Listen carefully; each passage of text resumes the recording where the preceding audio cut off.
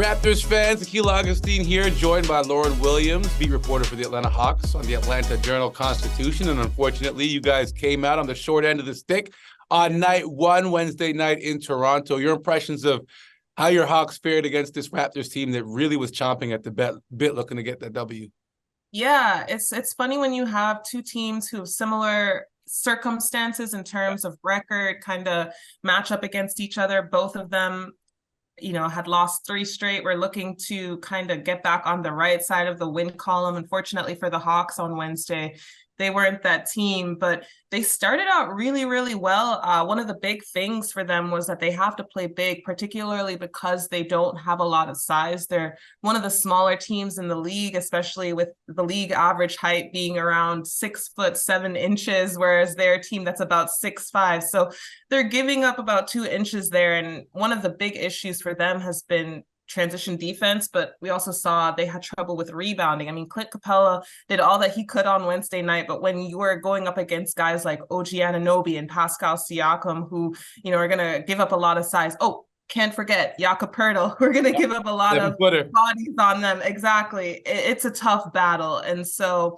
I think that one of the big things, and I'm sure we'll touch on this a little bit more as we go along, but the big thing for them tonight is to just really send bodies at those guys and try and box them out so that they're on the better end of the rebounding column. But yeah, general impressions from Wednesday night, they started out on the right foot. They were giving everything they could to the Raptors, particularly Trey. He was finding his spots. He was decisive.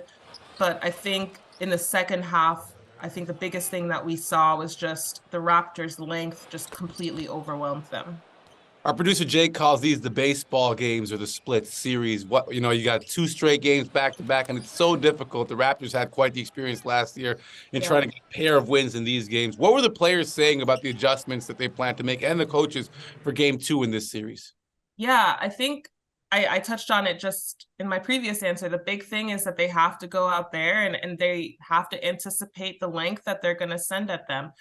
They're without DeAndre Hunter on Wednesday night. They're hoping to get him back tonight. He's been out with a right quad soreness. And then they haven't had Jalen Johnson for quite a few games, a couple weeks now, with a fracture of his wrist. So I think the biggest thing is they know that they're going to have to send bodies. They're going to have to crash the glass. They're going to have to get out in transition much faster than they did. And they're going to have to sustain the effort for all 48 minutes. You can't have them playing half the game really, really well and then coming back and completely giving up, 8 for 8 3-pointers before they missed their first shot with 1 something left in the third quarter.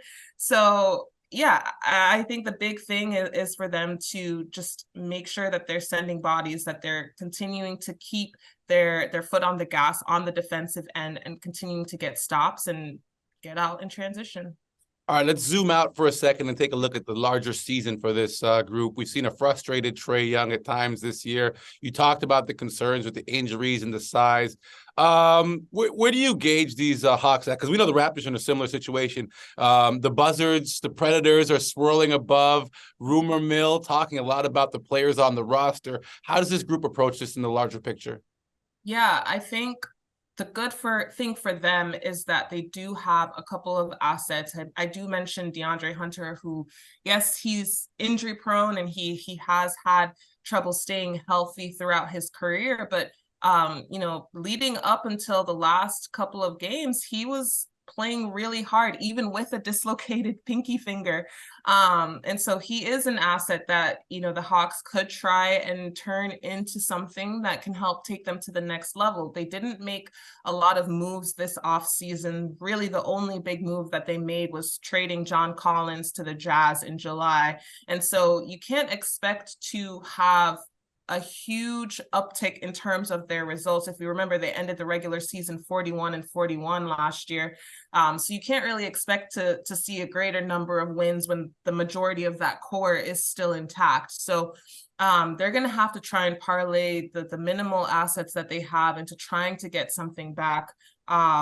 And we'll see what they do. All of those contracts become, eligible for trade tonight or today, on Friday. So, they got to start picking up those phones. And one of the big targets that's been linked to the Hawks is your guys' own Pascal Siakam. So Yep, we've heard it.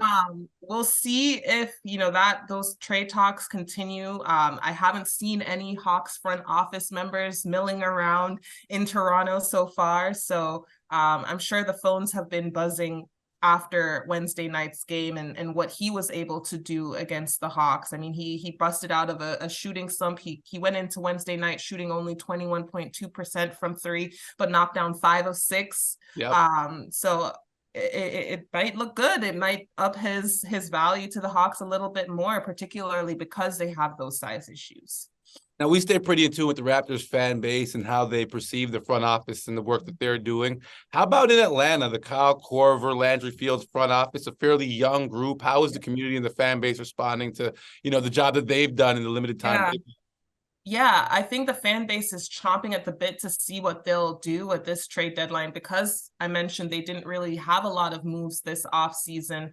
The big thing with this Hawks front office is that even though they haven't said there's a mandate to stay under the luxury tax, the big thing that they've pushed back on is that they're willing to go into the luxury tax if they have a team that's going to be a perennial playoff team, a team that's going to compete late into the playoffs. And they haven't made any of those moves that show you that they're willing to do that. In fact, we've seen mostly the opposite. So I think a lot of the fan base really wants to see what this front office is capable of in their negotiating ability. And if they're able to get some of those big fish, those big ticket players who will draw crowds in, who will help turn this team around. It's just kind of been stagnant for the last couple of years, particularly after that surprise Eastern Conference run in 2021. All right, Lauren. Well, I would love to wish you good luck, but I'm not going to do that because I'm a Raptors guy. But we thank you so much for your time, and hopefully we get a chance to talk again later in the year. Absolutely. Thank you so much for having me. All right, we'll have more after the break on Raptors Today.